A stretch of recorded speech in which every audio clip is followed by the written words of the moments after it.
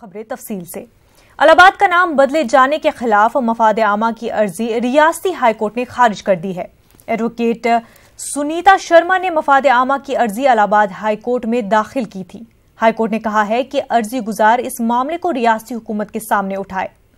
मामले पर chief justice Govind Mathur और जस्टिस सीडी सिंह की बेंच ने सुनवाई की। आपको बता दें कि योगी हुकूमत ने इलाहाबाद का नाम बदलकर प्रयागराज करने की तजवीज को मंजूरी दे दी है।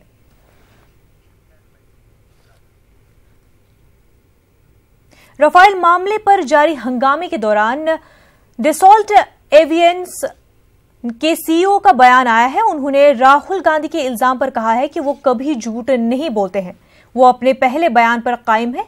एरिक ने एक न्यूज एजेंसी के साथ गुफ्तगू करते हुए रिलायंस को पार्टनर चुनने के मामले पर कहा कि डसॉल्ट ने ऑफ सीट के लिए 30 कंपनियों के साथ मुआहदा किया है। उन्होंने कहा इस इल्जाम को गलत बताया कि हिंदुस्तानी हुकूमत ने रिलायंस के बारे में दबाव डाला था। उन्होंने कहा कि हम रिलायंस में कोई रकम नहीं लगा रहे हैं, जो रकम जा रही है मुश्तरका प्रोजेक्ट में जा रही है। ट्रेपर ने बताया कि पहले तैयारे के डिलीवरी अगले बरस सितंबर में मुमकिन है।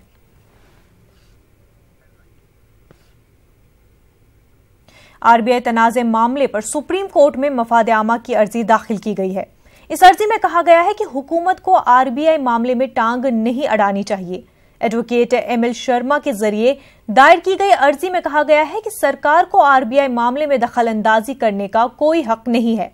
इस अर्जी में आरबीआई मामले में जल्द ही सुनवाई की मांग की गई है। हालांकि अदालत ने कहा आपने अभी अर्जी दाखिल की है, हम इसको देखेंगे।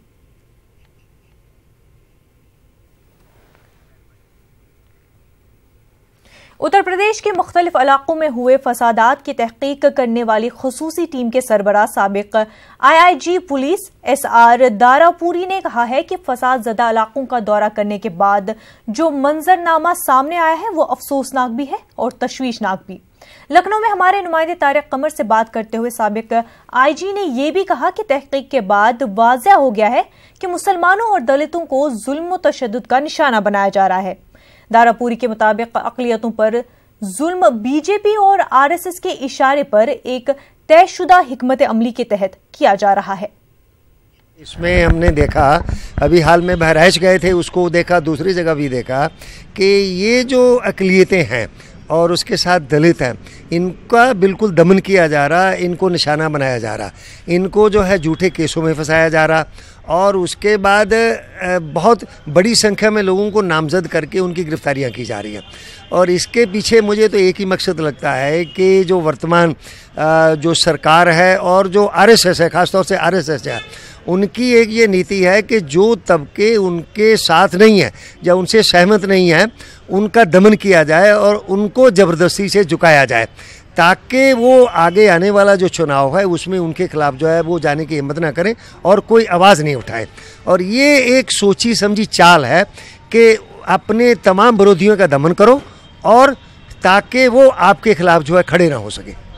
दारा साहब, देखा यह गया है कि सियासत को मजहबी रंग देने की कोशिश की जा रही है।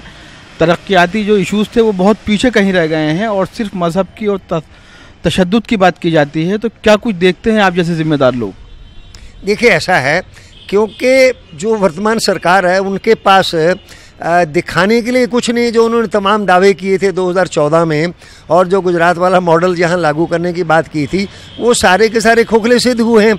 किसी भी फ्रंट पर जो है ये सरकार कोई भी अपनी उपलब्धि जो है गिनाने की स्थिति में नहीं है।